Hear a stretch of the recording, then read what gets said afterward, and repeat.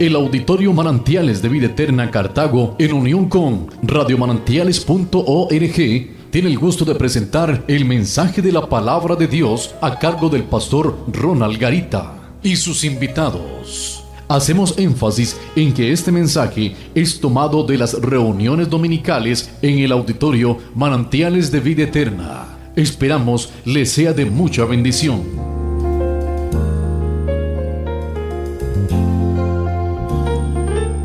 Vaya conmigo por favor a Efesios capítulo 6, versículo 10.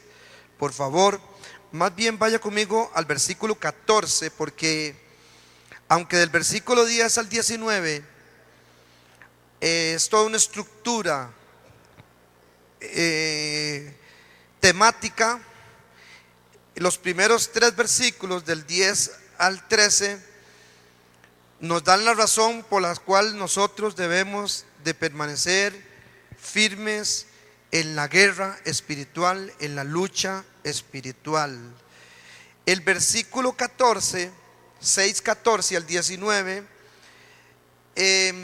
nos lleva a la práctica del por qué debemos nosotros fortalecernos en el Señor, estar firmes, porque hay una razón. Estad pues firmes, dice el versículo 14, ceñidos vuestros lomos con la verdad y vestidos con la coraza de justicia y calzados los pies con el apresto del evangelio de la paz.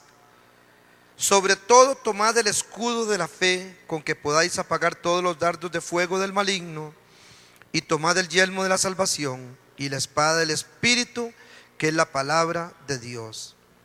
Orando, dice el apóstol, en todo tiempo, con toda oración y súplica en el Espíritu, velando en ello con toda perseverancia y súplica por todos los santos, y por mí, a fin de que al abrir mi boca me sea dada palabra para dar a conocer, dice el apóstol, con denuedo el misterio del Evangelio, el misterio del Evangelio. Este mensaje o este tema, más bien, lo iniciamos la última vez que su servidor estuvo acá reflexionando, hace creo ya 3 semanas. Y la Reina Valera, si usted la tiene en su mano, tiene un título acerca de este tema y dice que ahí la armadura de Dios, dice Reina Valera. Pero los títulos es un trabajo humano. Cuando hablamos de los títulos en la escritura, es un trabajo humano de ubicación. La parte de los títulos no es el texto, no pertenece al canon, no pertenece al texto sagrado, son títulos de ubicación. Y entonces yo quisiera discrepar con los biblistas cuando pusieron la armadura de Dios, y más bien enfocarnos en que esta es la armadura de los cristianos, hermanos. Este tema es la armadura del cristiano. Y introducimos nosotros este tema en la primera reflexión en función de la experiencia, ¿verdad?, que tuvo su servidor aquí, donde un señor llegó y en medio de una reunión espiritual de muy alto nivel. Cuando hablo alto nivel no estoy hablando de necedades, estoy hablando de que había una presencia tremenda, una manifestación tremenda esa tarde, cuando ese caballero estaba a la par mía, muy amigo, ministro sí, y en medio de un recibimiento, encuentro, toda la gente estaba aquí, y yo estaba sentado con él, en medio de aquel momento, si se quiere, un poco místico inclusive, pero con mucha bendición por lo que estamos viendo. Se volvió, me abrió mi mano y me puso algo y me dio algo que yo ahí entre reojo me quedé viéndolo, y después empezó a decirme unas cosas. Es que este es la bendición de Dios, y aquí va representado en harina y en el maíz, y eso que me dio traía maíz, harina y una serie de cosas que en realidad no dicen nada, hermanos, no dicen nada acerca de la guerra espiritual. Recapitulando lo que dijimos, guerra espiritual ha sido aprovechado por algunas personas que han escrito libros, que han hecho mucho dinero escribiendo libros, y poniendo en esos textos que la guerra espiritual tiene que ver con venir y subir a los montes. Dicen muchas personas, vayamos al volcán Irazú y ahí oremos, subamos a los montes. Usted quizás se identifica con lo que yo estoy diciendo, porque de esto se ve mucho. Vengamos en una convocatoria dizque de guerra espiritual y traigamos estandartes, traigamos un chofar y espantemos al enemigo con un cornetazo. Así mucho folclore, hermano, evangélico, que ha desvirtuado en realidad la verdadera enseñanza de lo que es la verdadera guerra espiritual. Yo quiero dejar por sentado que nosotros estamos en un mundo espiritual que es dinámico. Quiero dejar por sentado que en el momento que usted llegó a Cristo, hubo un movimiento en el mundo espiritual, y los primeros, quizás en su caso, que reaccionaron fueron sus familiares. Y no es porque sus familiares no lo quieren y ya empiezan, te cambiaste de religión, y muchos hasta los desheredan y los echan de la casa. Es que detrás de esas reacciones hay un movimiento espiritual. El mundo de maldad existe, hermanos. Yo no estoy diciendo que no. Lo que estoy es enfocándolos. Acá el apóstol Pablo está tomando de una figura que era una figura en realidad de mucho énfasis en el tiempo del apóstol. Y la figura que está tomando es la figura de un soldado. Digo que mucho énfasis porque Roma, un imperio de poder, hablando militarmente, sometía a las naciones. Y los soldados romanos eran el ícono de la fuerza en ese tiempo. Y entonces el apóstol Pablo se queda viendo un soldado romano y va a tomar la figura de un soldado y de las armas que él usa, tanto defensivas como ofensivas, para exponer acá una verdad. Y entonces, hermanos, más que ceremonias, más que aspectos místicos y hasta que rayan en lo raro, ¿verdad? Como esta acción de este caballero, guerra espiritual, hermanos, existe.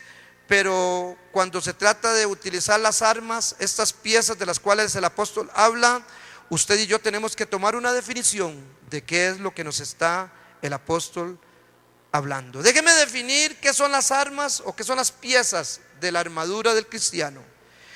Digo yo que cada pieza de la armadura de las que hemos comenzado a estudiar y vamos a seguir hoy, cada pieza que Dios nos da debe ser usada en el poder de su fuerza. Por eso el versículo 10 dice: por lo demás, hermanos, fortaleceos en el Señor y en el poder de su fuerza. Eso lo dejamos por sentado. Pero ¿cómo defino yo las armas del creyente? La armadura son elementos construidos por acciones del cristiano. Y estos elementos que se construyen, como el cinto, como la coraza, el cinto de la verdad, como la coraza de justicia, como los zapatos del calzado del evangelio de la paz, del cual vamos a hablar hoy, como los otros elementos, son construidos por acciones suyas y mías. Estas acciones que construyen estos elementos o estas piezas de la armadura fomentan el carácter de la vida del cristiano. Y no solamente eso, hermanas y hermanos, sino que facultan al cristiano para vencer al enemigo de sus mentiras. Ya nosotros compartimos acerca del cinturón de la verdad. Este aspecto ya nosotros lo tocamos en la primera reflexión. Solamente a manera de recapitulación, llegamos a la conclusión, hermano, que ya no tenemos que ir a buscar un cinturón como el que usaba aquel soldado en el antiguo tiempo para ceñirse. Era un cinturón ancho para sentirse bien ceñido. Ya no es literal, sino que tenemos que vivir en verdad. Eso se construye por acciones de vivir en verdad. Cristianos que acostumbran, hermano, a mentir o a hablar medias verdades. Cristianos que dicen todavía creen en las mentiras del enemigo. Esto es una mentira blanca. Nada que ver, hermanos. Si se habla de ponerse el cinto de la verdad o el cinturón, así como un soldado romano se ponía un cinturón, Pablo llama a que ese cinturón sea verdad en nuestras vidas. Otro aspecto que compartimos, la coraza de justicia, una acción de la voluntad. Vivir en justicia. Para ya pasar al tema de hoy, o a los dos aspectos de hoy, hablando acerca de la justicia, más que hacer ceremonias, el cristiano tiene que vivir en justicia, hermanos. Recuerden el capítulo 1 de Isaías, cómo el profeta, inspirado por el Espíritu Santo, censura a los sacerdotes y al pueblo de Israel, hasta con un término despectivo, porque el profeta Isaías les dice: oíd, príncipes de Babilonia, o príncipes de Sodoma. Le está hablando a los israelitas, pero para ellos era despectivo que los llamaran príncipes babilónicos o de Sodoma. Y les está diciendo: así como son ustedes, son como príncipes de Sodoma y de Babilonia, porque ustedes me traen, acá hablando acerca de la justicia, me traen becerros, me traen sacrificios, hacen ceremonias, pero ustedes han dejado de lado de la justicia. No han socorrido a la viuda, no han socorrido al huérfano. Si hay un modelo de perfección en los actos ceremoniales, Israel, el tiempo antiguo de Israel, muy buenos en los sacrificios, en las ceremonias. Y aquí son censurados en el capítulo 1 de Isaías, porque se dedicaban más al culto del domingo que a hacer lo que fuimos llamados a hacer: justicia y verdad. ¿Usted cree que es justo, hermano, que don Francisco pasara hace, creo que más de 3 años ya, Ana Lidia? Sí, hace más de 3 años. Dice Anita que pasó un 24 de diciembre por acá, por el bosque, por donde aman la sede. Hay una gradita ahí. El tiempo estaba muy difícil, había temporal, y ese tiempo característico de nuestra ciudad, que hay temporal, de pronto sale el sol, raya en calor, pero de pronto se va yendo y viene el frío y otra vez el temporal. Y dice que Ana Lidia, que bajó ella el 24 de diciembre, allá como por el 2008, 2009, y miró a un señor ahí sentado.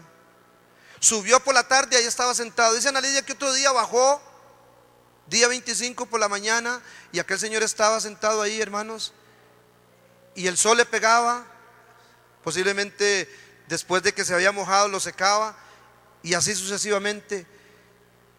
Y pudo observar a Ana Lidia y a Adolfito, que venían en su carro durante 2 o 3 días, como la gente cruzaba la acera donde aquel señor estaba sentado, cruzaba la calle más bien para pasarse a la otra acera, porque literalmente el testimonio que cuenta Ana Lidia de don Francisco es que no se soportaba ni siquiera el estado de don Francisco en indigencia. ¿Usted cree que es justo, hermano, que una persona dure 2 o 3 días llevando sol, frío, hambre, desprecio? Podemos encerrarnos, hermano, todos los domingos acá a cantar, y no que esté mal, hay que hacerlo, es la celebración. Pero más que actos ceremoniales, la lucha espiritual nuestra, hermanos, son acciones de justicia, la coraza de justicia.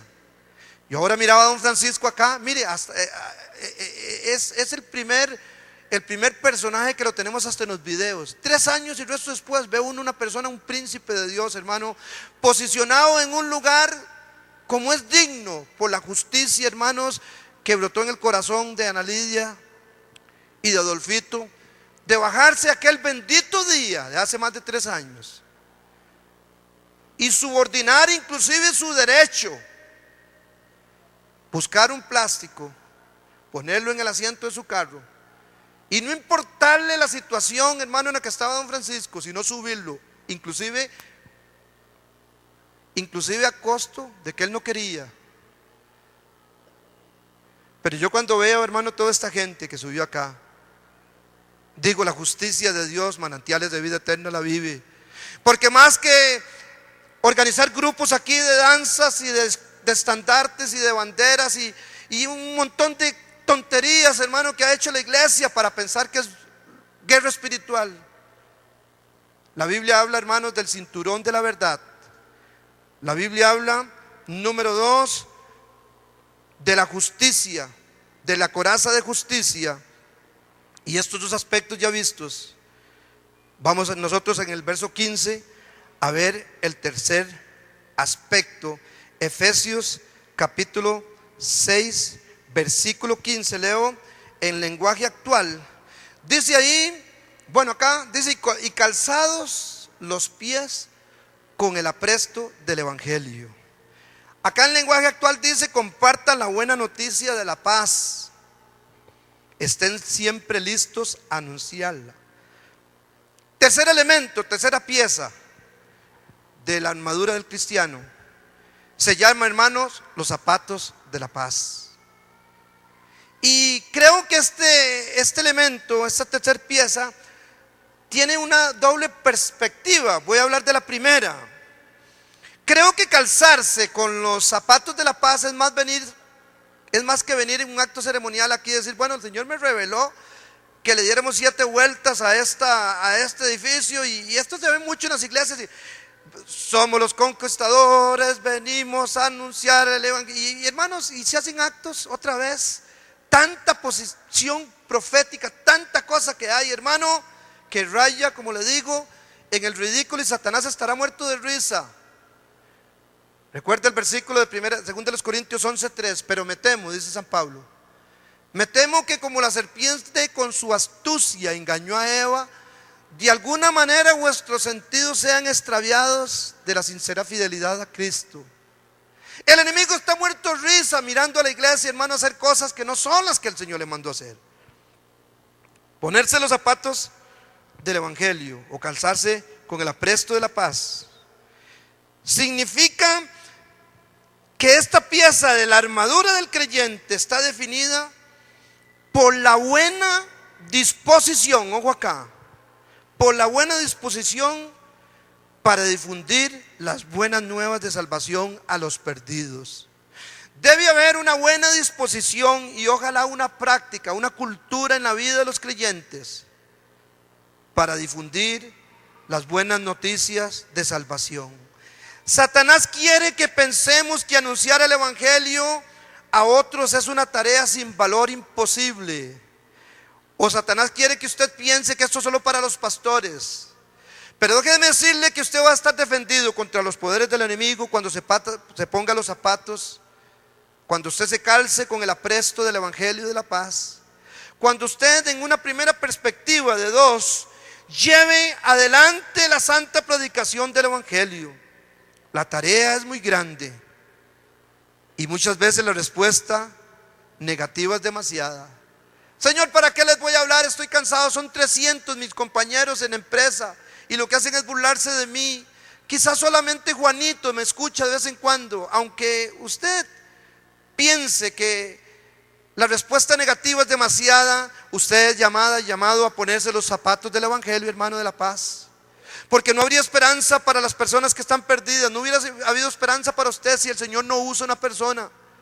Si Chico Solano, que es mi padre espiritual, se hubiera dado por vencido cuando él me invitaba a mí a la iglesia, y a mí me gustaba el baile.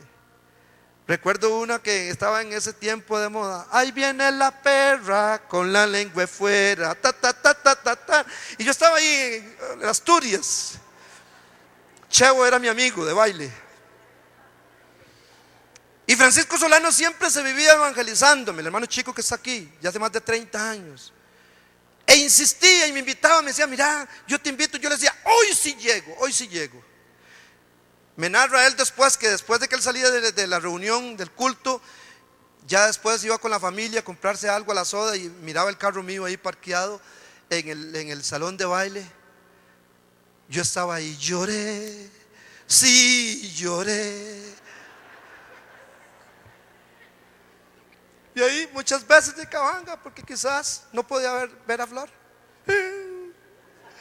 Estaba el compañero mío: ¿qué te pasa? Bueno, decíamos una palabra no bonita, los de mi tiempo ya saben. Nunca yo me cansaré. Ahí, hermanos.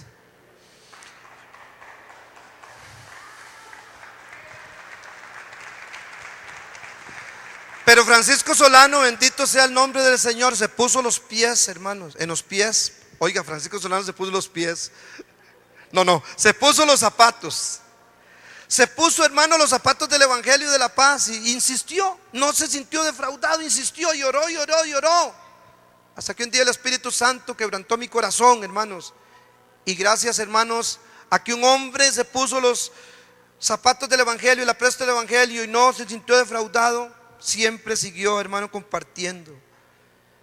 Sí, la tarea es muy grande, quizá la respuesta muchas veces es negativa, pero el calzado que Dios nos ha dado es la bienaventuranza de los que predicamos. Dice el apóstol Pablo a los romanos en el capítulo 10, versículo 13 al 15. Pues la Biblia dice también, 10:13 de Romanos, Dios salvará a los que lo reconozcan como su Dios. Esta es una versión muy ampliada. Pero ¿cómo van a reconocerlo si no confían en Él? ¿O cómo van a recibirlo si no hay quien, verdad, les diga? ¿Cómo van a confiar en Él si nada saben de Él? ¿Y cómo van a saberlo? Pregunta el Espíritu Santo, si nadie les habla acerca del Señor Jesucristo. ¿Y cómo hablarán de Jesucristo si Dios no los envía?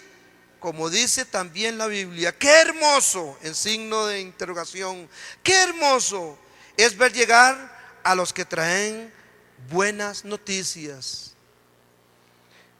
El ponerse, hermano, los zapatos del Evangelio, no es que usted tenga que traer un gran zapatotes, hermano, y comenzar a hacer ahí actos extraños y vamos a ganar Cartago y entonces vengamos y traigamos unos zapatos como de soldado y empecemos a marchar. Vaya y háblale a la gente, déjese de tanta cosa, tanta cosa. Ahorita hay un movimiento profético, hermano, que lo que está haciendo es desestabilizar a las ovejas. Ahorita acabamos de tener la salida de una familia de esta iglesia, hermano, por un pastor que empezó que movimientos proféticos y hermano, no hay carácter en la gente. La gente no quiere evangelizar, la gente no quiere hablar de Cristo. ¿Quiere usted ponerse una pieza espiritual, hermano y hermana? Predique el Evangelio en el caminar del creyente.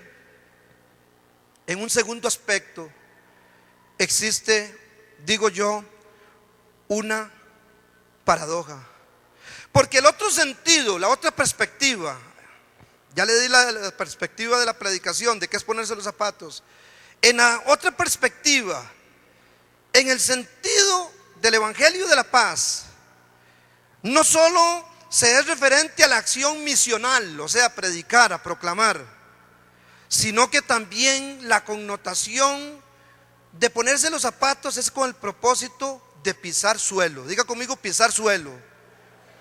Bueno, ¿con qué pisa usted el suelo? Sea con sus plantas de los pies si está descalzo, o si se pone los zapatos, pisa suelo con los zapatos. Pablo está hablando de calzarse, está hablando de ponerse unos zapatos. Este calzado, en la perspectiva número 2, equivale a las sandalias que el soldado romano usaba, que estaban reforzadas con clavos en los pies, o en las plantas más bien, para trabarse firme en el combate. Habla de firmeza. Ponerse los pies del Evangelio habla de firmeza, en una perspectiva 2. Eso es como cuando los jugadores están jugando un partido en fútbol y usan tacos, los zapatos, los tacos, pero los usan con el taquillo de hule porque es más fluido para correr. Y de pronto viene el agua, viene el aguacero, hermanos, y se moja mucho la cancha y usted comienza a ver los jugadores que se resbalan. Entonces muchos de ellos lo que hacen es salen a la orilla de la línea de cal, se quitan los zapatos de taquillo de hule y se ponen unos tacos, llamamos nosotros, o unos zapatos con el taquillo de metal. El propósito es que ellos no se resbalen a la hora de recibir el balón o de correr. Y cuando el apóstol está hablando bajo esa perspectiva de que usted y yo tenemos que calzarnos, llevaba el propósito el soldado de caminar en el combate y subir peñas y subir terrenos escarpados con esos zapatos que tenían esos clavos abajo, hermanos, para trabarse en el combate contra el enemigo. Creo que en el caminar del creyente, hermanos, es igual. Yo le decía que existe una paradoja en el caminar del cristiano, que dice que aún en lo más recio del caminar, del combate en esta vida, hay algo, hermano, que aparece en nuestra vida, y es que aparece una paz interior. Aquí estoy mirando a Raquel, que Siempre la ha visto con un gozo, un fuego, y en un momento se le dijo: mira, vas a ir a encuentro a servir, y ella explotó. Pero de pronto le dieron un diagnóstico. Después de que le dijeron: vas a ir a encuentro a servir, le dieron un diagnóstico al médico y dice: tenemos que operar. Y entonces, en medio de aquella noticia, Raquel se paró duro y le dijo a la coordinadora: yo estoy pasando un momento difícil, me dicen que me tienen que operar, hay un diagnóstico que el médico ha dicho, pero yo me paro firme y no me borren porque yo quiero ir a servir encuentro. Hermanos, en medio del sufrimiento, cuando hablamos, hermano, de los zapatos de la paz, en medio de un diagnóstico, en medio de que se fue mi hija, en medio de cosas tan terribles como las que uno pueda ver, este niño que acaba de pasar acá, hermano, quedó desamparado. Su madre fue a un penal, está en una cárcel, un niño pequeño. En medio de su sufrimiento, Elisa y su esposo tomaron ese niño, y él, me decía la pastora Rebeca, ahora ha cambiado mucho desde que está aquí. ¿Qué es lo que le estoy dando a entender, hermano? El evangelio, que a veces pareciera ser una parte de dos caras, es mentira. Escuche bien, lo digo con temor y temblor y con respeto. Es mentira la doctrina mayoritaria que se oye en los diferentes medios de comunicación, casi la mayoría. La doctrina del triunfalismo, hermanos, ese no es el evangelio de Jesucristo. La doctrina de que usted no va a padecer, de que no hay problema, de que no hay dificultades, eso es mentira. Eso es una doctrina que fue organizada en el mismo infierno, para que la gente, hermanos, se prepare solo para esta tierra y no confíe en Dios. Y cuando venga la crisis, cuando venga la realidad, la gente se está retirando de las iglesias, porque hay muchas voces, hermano, muchas voces en estas corrientes. Solo prosperidad. Mire, es que hasta queda tristeza. Gente que llama a las emisoras: pastor, deme la palabra de hoy, la palabra de bendición. Sí, mi hija, el Señor dice que sos prosperada y que tus estudios. Y empiezan, hermano, en un evangelio que no es del que habla la Escritura. Usted y yo fuimos llamados, hermanos, a un ambiente, hermano, que tiene movimiento. Fuimos llamados a un ambiente de prueba, un ambiente de lucha. Jesús no le habló a usted, hermano, de un jardín simplemente de flores que huelen bien. Jesús le dijo: si usted quiere ser mi discípulo, niéguese a sí mismo. Usted va a tener que tomar su cruz. Jesús dijo: yo vine a echar fuego a la tierra. ¿Y qué quiero? Si ya se está dando el Padre contra el Hijo contra el Padre. El apóstol Pedro dice: hermanos, no os extrañéis por el fuego de prueba que os ha sobrevenido, puesto que estos padecimientos se van cumpliendo en todos los hermanos alrededor del mundo. Esa doctrina del triunfalismo no es el evangelio de Jesucristo.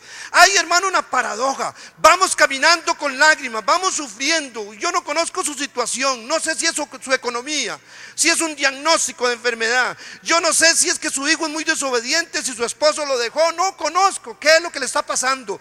Pero en medio de que usted va caminando en sufrimiento, los pies tienen que trabarse en fe y decir: Señor, yo aquí estoy parado esperando en ti. No me importa que el mundo se venga encima, Señor, sino que espero en ti.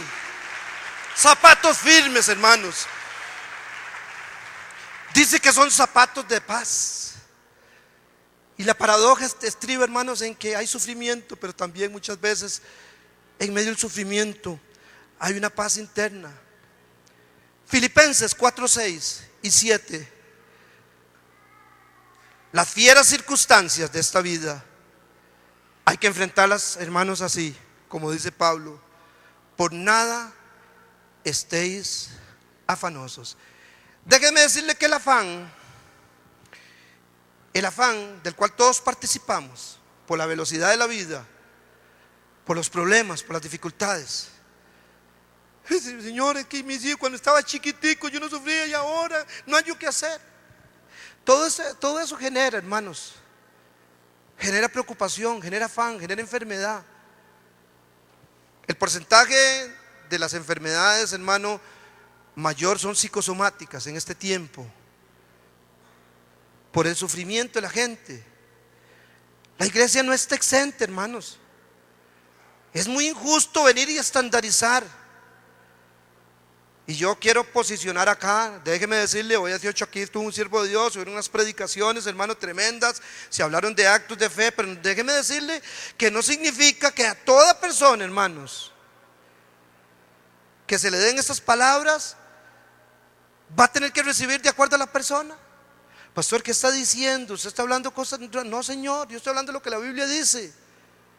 Más adelante vamos a hablar de fe y vamos a ver qué es fe.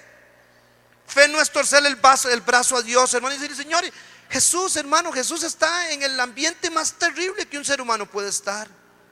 No hay momento más terrible, de más desolación. Mire, la escritura dice, hermano, que inundó a Jesús una tristeza tan grande en Getsemaní. Dice que les dijo, quedaos aquí porque mi alma está muy triste hasta la muerte. Jesús está diciendo, estoy en un momento difícil. Y Jesús ora al Padre, hermanos.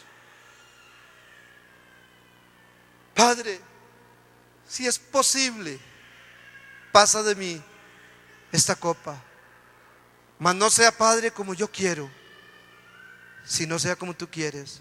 Lo que le estoy dando a entender es que usted, hermano, bueno, declare el milagro, pero no sea usted tan inflexible. Es que Dios lo dijo y el Señor lo va a hacer. Y hay gente, hermano, malcriados, y hay gente retirándose del evangelio, porque les dijeron, hermano, les dijeron estas doctrinas que a cambio de una ofrenda, les dijeron un montón de tonterías, que su hijo iba a sanar. Imagínense lo que es jugar con la necesidad humana. Imagínense lo que es jugar con la realidad, que yo me paro y yo le digo, no, es que te va a sanar el Señor. ¿Y qué si quiere llevárselo, hermano? O es que una persona como Sarita y como Mario, que perdieron a su hija, hermanos, que han vivido un momento tan terrible del dolor, hermano, no tuvieron fe. Más adelante vamos a hablar de esto. Yo lo que les doy a entender, hermanas y hermanos, es que somos precursores del evangelio. El evangelio es poder de Dios para salvación, y en el evangelio hay sanidad de acuerdo a la voluntad de nuestro Dios. Dígale, Señor, yo pido de acuerdo a tu voluntad, porque esa es la objetividad en el evangelio. Filipenses 4, 6 y 7. Por nada estéis afanosos. O sea, traten de sacar de sus mentes el afán, las preocupaciones, sino que sean conocidas vuestras peticiones delante de Dios en toda oración y ruego. Que sean conocidas con acción de gracias. ¿Por qué ruega uno, hermano? ¿Por qué ora uno? Si no es por una necesidad, si no es por la dificultad. Porque somos llamados a estar constantemente en oración. Porque la iglesia de Cristo, hermano, escuche bien, la iglesia de Cristo no fue llamada a la teología de la prosperidad. Eso es mentira del diablo. Lo digo con mucho temor, hermano, revisando la escritura. La iglesia de Cristo fue, hermano, a padecer juntamente con Él. Pablo lo dice, si es que padecéis juntamente con Él. La iglesia de Cristo a través de la historia ha sido perseguida. Donde ha habido fuerza en la iglesia del Señor Jesucristo, donde ha habido sufrimiento, hermanos. La iglesia primitiva fue fuerte porque fue una iglesia perseguida. Y San Agustín decía, hermano, que el martirio allá en el circo romano era la semilla de los cristianos. Entre más murieran, entre más los persiguieran, más testimonio había, hermanos. Gente que murió despedazada por los leones, que murió con una muerte terrible, generó otros cristianos, hermano, en el testimonio. Satanás quiere que usted piense que Dios lo llamó a usted para prepararse en abundancia y bondad en esta tierra. Si Dios lo ha bendecido con aspectos materiales, glorifique a Dios. Pero la Biblia dice que a los ricos y a los que tienen facilidad en esta tierra, Dios les da para que aprendan a compartir con los necesitados. El evangelio tiene otra proposición para esto, hermanos. Charles Wilson dice, el sufrimiento vino para quedarse en la iglesia. Y una segunda perspectiva de esto, aparte de la predicación o la proclamación, es que hay sufrimiento. Pero en medio del sufrimiento, dice San Pablo, versículo 7, y entonces como el fruto del ruego y de la súplica, Filipenses 4, 6 y 7, la paz de Dios, que sobrepasa todo entendimiento, guardará vuestros corazones y vuestros pensamientos en Cristo Jesús. Sí hay palabra profética hoy en el pueblo de Dios. Le decía un pastor con el que compartí un poco acerca de esto, los profetas siempre llamaron al pueblo al arrepentimiento. Tuve aquí una señora que nos pidió un momento el auditorio para algunos actos de estos. Y entonces cuando investigué un poco nos escribió y nos dijo, no se preocupe, pastor, porque nosotros venimos venimos a hablar palabra profética, pero solo palabra profética buena. ¿Sabe cómo era llamada esta gente en el Antiguo Testamento? Los falsos profetas. Solo palabra buena venimos a dar. No se preocupe, pastor.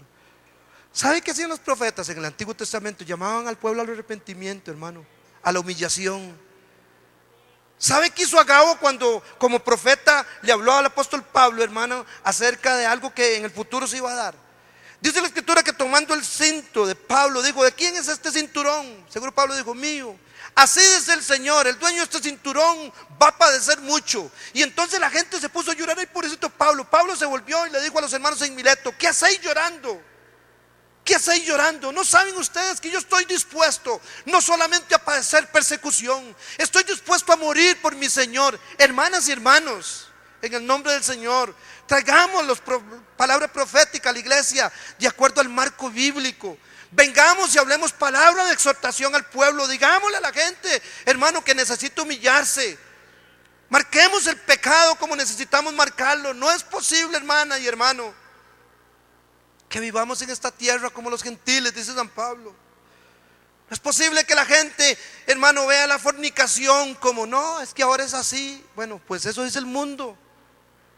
No es posible que el pecado en la iglesia se vea, hermano, y que los profetas están hablando cosas buenas. Mire, así pasó en el tiempo de Jeremías, en el tiempo de Isaías. Falsos profetas que venían a hablar de bondad. Y Jeremías se volvió y dijo: yo lo que estoy viendo es una olla ardiendo. Veo un fuego y una olla encima del fuego ardiendo. Del norte viene la peste. Y lo metieron a la cárcel, hermanos. Ministros que me están escuchando, pastores, un día daremos cuenta al Señor por lo que hablamos. Digámosle a la gente lo que Jesús le dijo: tienen que morir, tienen que entregar su vida si es posible. Ponerse los zapatos del evangelio implica que yo me hunda, hermano, en fe y diga: así me matare, como dijo Job, en él esperaré. Así me hayan diagnosticado una enfermedad, así tenga que morir, así tenga que ver el milagro, así yo tenga que comer cualquier cosa en esta noche, firme diga usted, con los zapatos del evangelio permaneceré en pie, porque hay una paz interna, hermanos. La paradoja es que hay sufrimiento, pero que hay paz interna. Esto no es ceremonias, esto no es fetichismo, esto no son tantas cosas, aceite sagrado traído mire, hay tanta barbaridad, piedras de la orilla del río Jordán ungidas. Y yo estaba con mi esposa, andábamos en un trabajo, estábamos en un hotel en Fort Lauderdale, y de pronto sale: venga hoy a la fiesta de la fe. Y mire, ya algo llamado allá en Fort Lauderdale, la fiesta de la fe. Traiga a los enfermos, y si no, al final ya, y estaban hablando, hermanos, de un pañuelo ungido. Pero ya le pusieron un nombre: venga a la fiesta de la fe, hermano, como si fuera un evento. Vamos a ver más adelante qué es la fe. No tiene que ver nada con el resultado, hermanos. Ponerse los zapatos de la paz. Dios envió mensaje a los hijos de Israel, según Hechos 10:36, anunciando el evangelio de la paz por medio de Jesucristo, el cual, dijo Pedro, es Señor de todos. Y el segundo aspecto que vamos a ver, hermano, después de los zapatos del evangelio de la paz, es el escudo de la fe. Llegaba, hermanos, arriba de la nariz, llegaba hasta la altura de los ojos, un escudo alargado. ¿Por qué estoy mencionando esto? Más adelante lo vamos a ver. Pablo a esto lo llama el escudo de la fe. Y él entiende fe, escuche bien, porque aquí yo voy a definir fe, porque hay mucha decepción por estas doctrinas que le estoy hablando, que predican cosas que no son. Fe no es que si no tenías trabajo, lloré y ya en la tarde tenés trabajo. Eso no implica fe. Fe es que tenga la confianza en que el trabajo va a venir y que Dios te va a suplir. Fe es, como dice Hebreos capítulo 11 versículo 1, es pues la fe, la certeza de ¿qué? ¿Qué dice? La certeza de ¿qué? De lo que se espera. Fe es la convicción de lo que no se ve. Fe es que tengas certeza en el que lo dijo. Si el Señor dijo que Él llevó tus enfermedades, tenés que esperar en que el milagro se dé, pero si te va a llevar por una enfermedad, tenés que decir: bendito sea su nombre, le voy a ver más allá. Es que, hermanos, hay mucha gente que está desertando en las iglesias porque se le digo: mire, usted recibe, y entonces, hermano, es como si fuera trascendente, este asunto trascendental, mental, como si hagamos esfuerzo mental, como si fuera telepático, hermanos. Fe no es eso, hermano, fe es confianza. Fe es la firme adhesión. Pues dijo el Señor Jesús: esta es la fe. Está en 1 Juan 5:4. No lo busque, solamente lo cito. Esta es la fe, la que vence al mundo. Fe es firmeza, hermanos, en la palabra de Dios. Señor, yo no quiero morir. Señor, creo en que tú eres mi sanador. Yo en tu voluntad oro, Señor, para que toques mi cuerpo y me sanes. Y tú tienes poder, porque tu palabra dice que en la cruz del madero las enfermedades tú las llevaste, Señor. Yo creo en ti, pero si no pasó, hermano, glorifique a Dios. Pastor, ¿qué está diciendo? Es que esa es la Biblia, hermanos. Usted tiene que ver qué es fe. Porque otra vez, hermano, mercaderes que andan vendiendo milagros, andan generando decepción en las masas de gente, y las personas no vienen a Jesucristo hoy por la necesidad de arrepentimiento. La gente no viene a Jesucristo hoy, hermano, reconociendo con mucho dolor su pecado. Pedro, cuando aquellos le preguntaron: varones hermanos, ¿qué haremos? Pedro le dijo: arrepentidos, arrepiéntanse, duélas en ustedes de haber pecado y convertidos. Se le está diciendo a la gente: venga Cristo, Él es el Salvador. Sí, sí lo es, pero se le está diciendo: todo va a cambiar, todo va a mejorar. Hermanos, en el nombre del Señor, ¿para qué se ocuparía la fe si esto fuera mágico? Fe es confianza, fe es dependencia. A pesar de que pase lo que pase, Señor, tú estás conmigo. Señor, aún más allá del valle de sombra de muerte, dice la palabra, me llevarás e irás conmigo. Es una espera, hermanos, fe. Es una espera con paciencia. Jesucristo dijo: en el mundo tendréis, ¿qué dijo el Señor Jesús en San Juan 15? Tendréis aflicción, pero confiad. Fe es confianza, hermanos. Fe es confianza. Doctrinas que dicen que esto va a cambiar, la Biblia dice lo contrario. Que hicimos una, mire, es que no, es que, bueno, cada cosa, hermanos. Fuimos a un lugar, salió esto en los medios cristianos, después de que hubo el terremoto, hermano, jugar con la dignidad de la gente. Vino el terremoto, pero no hubieron muertos ni nada, porque vinimos y oramos y fuimos y determinamos. Mentira, hermanos, mentira. En medios cristianos se ha visto eso, hermano, manipulando, jugando con la dignidad de la gente. La Biblia dice que en los últimos tiempos, hermano, a causa de la expectación del bramido del mar, las gentes, hermanos, se turbarán, se confundirán. La palabra del Señor dice que en los últimos tiempos habrán terremotos, habrán guerras y rumores de guerra. La humanidad va hacia eso, hermanos. Lo que pasa es que en medio de eso, la palabra del Señor dice, hermano, que si tenemos que partir por cualquier catástrofe, por cualquier cosa, a pesar de eso, la Biblia dice que un día nosotros le veremos tal cual Él es. Primera de Juan capítulo 2 versículo 2 y 3 dice: hijitos míos, estas cosas os escribo, hijitos míos, para que ustedes permanezcan en fe, permanezcan en pie. Nosotros ahora somos hijos de Dios. Y Juan dice: y todavía no se ha manifestado, hijos míos, lo que hemos de ser, porque un día le veremos tal cual es Él. Pastor Giovanni, escuché un predicador, hermano, en un medio de comunicación, diciéndole a la gente: es que los pastores han preparado a la gente simplemente para el cielo y no la han preparado para la tierra. ¿Dónde dice la Biblia, hermano, que nos preparemos para vivir en la tierra? ¿Dónde? Si Colosenses dice: poned la mira en las cosas de arriba, donde está sentado Dios. Todo en esta tierra es efímero, todo en esta tierra es pasajero. Nosotros, dice el apóstol Pedro, somos peregrinos y extranjeros que vamos caminando en esta tierra. Hermanos, entonces fe, Señor. Yo no busqué esta economía así, yo no busqué esta enfermedad. Solamente hay una situación tan terrible, Señor, que creo en ti. Toca mi cuerpo, sana mi vida, Señor. Pero si aún te quieres glorificar llevándome a una eternidad, creeré en ti, permaneceré en pie como los primeros cristianos, hermanos, allá en el Foso de los Leones, allá en el circo romano, como toda esta gente. Ese es el evangelio de Jesucristo. Fe, mis amados, es confianza en que pase lo que pase, Dios tiene el control. Fe es una espera constante, como lo hizo Abraham. Ve Hebreos, ya voy concluyendo, capítulo 6, versículo 13. Porque cuando Dios hizo la promesa a Abraham, no pudiendo jurar, ¿sí estamos bien? No pudiendo jurar por otro mayor, juró por sí mismo. ¿Qué es lo que le estoy poniendo en su corazón? Fe es saber que Dios lo dijo, y si Dios prometió algo, hermanos, Él lo va a hacer. Porque usted va a forzar, es que todo lo dijo, Señor. Hermanos, fe es confianza.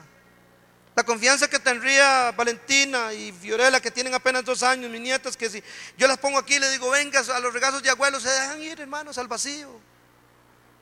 El pastor Raúl Vargas dice que define fe como tirarse de un avión sin paracaídas con la promesa de que en el aire se lo traen.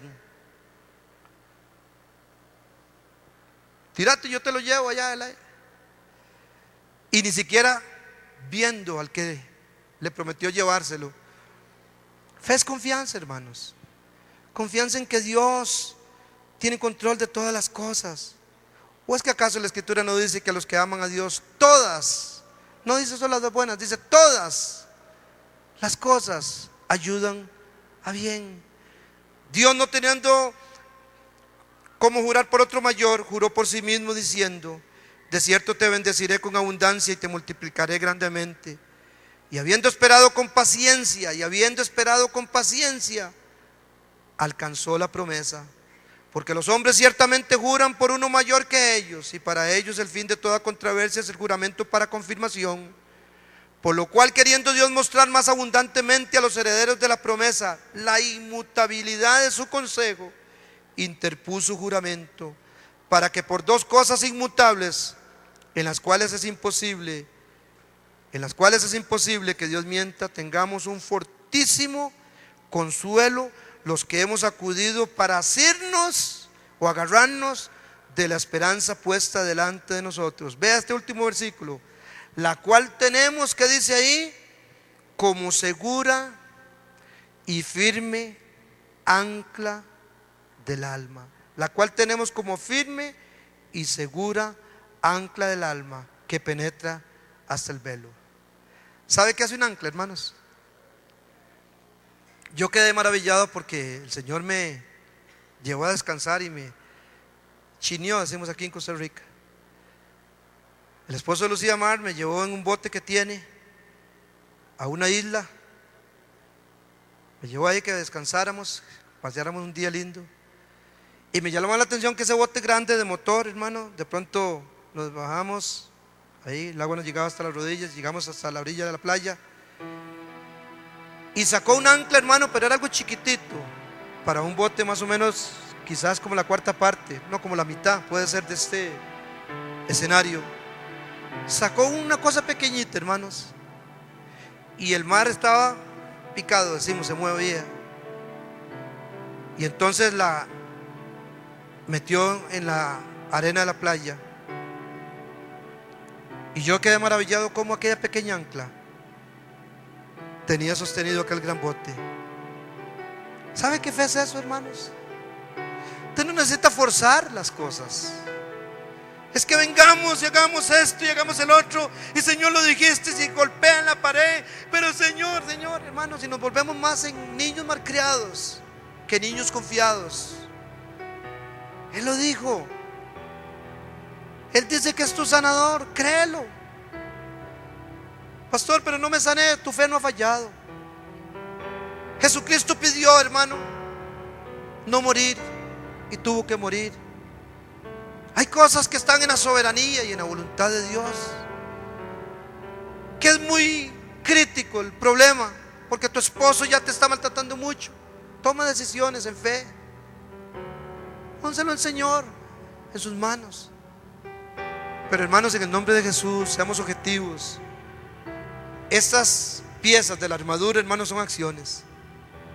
La fe no está en una ceremonia, la fe no está en una convocatoria, en una posición con un cuerno, hermano, y hablando de aceite. Todas son puras tonterías. Hay un montón de cosas que son figuras del Antiguo Testamento. Son figuras, no tienen poder, hermano, en ese tiempo.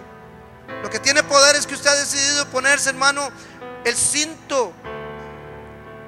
Lo que tiene poder es que usted ha decidido, con ese cinto de la verdad, también ponerse la coraza de justicia y ser justo en sus acciones. Lo que sí tiene poder en la guerra espiritual, hermanas y hermanos, es ponerse los zapatos del Evangelio de la paz, predicar el Evangelio y también estar firme, hermanos, en medio de la tormenta, en medio de la dificultad, y tener paz en medio de. Lo que sí tiene poder también, hermanas y hermanos, es este otro aspecto donde usted y yo, a pesar de las circunstancias, nos dice nuestro Dios que tengamos confianza, que tengamos fe. Por eso me gustó esta versión, que su confianza, que es la suya, en Dios lo proteja como un escudo y apague las flechas encendidas que arroja el enemigo. Mire que un escudo no apaga flechas, pero lo que está diciendo, hermanos, es que esas flechas que vienen a la mente van a pegar, esos dardos del enemigo van a pegar en el escudo de la fe. Usted no va a hacer caso a lo que el enemigo dijo y van a caer al suelo y se van a apagar. En el antiguo tiempo las flechas que enviaban, hermano, eran unas flechas que llevaban fuego. Y ese escudo, el tueros, implica que usted, con su acción de fe, con su confianza, con su dependencia, a pesar de que el enemigo diga lo que quiera, ahí sí yo aplico ese adagio muy tico. Suena feo, pero pareciera bíblico. Me resbala lo que el enemigo diga, que las flechas del pensamiento vienen, que Satanás dijo que diga. Usted y yo vamos camino a una eternidad con Dios, hermanos. Y aún, escuche bien, y aún en medio del valle de sombra de muerte, porque un día usted tendrá que pasar por ahí, yo también. Usted tiene seguro, si Cristo no ha venido, pasar por ahí. Aún en valle de sombra de muerte, usted no va a tener temor mal alguno, dice el Salmo, porque Él está con nosotros, hermanos. Él nos toma de la mano y nos lleva. Tengamos confianza. Dejemos de estar creyendo en tanta basura.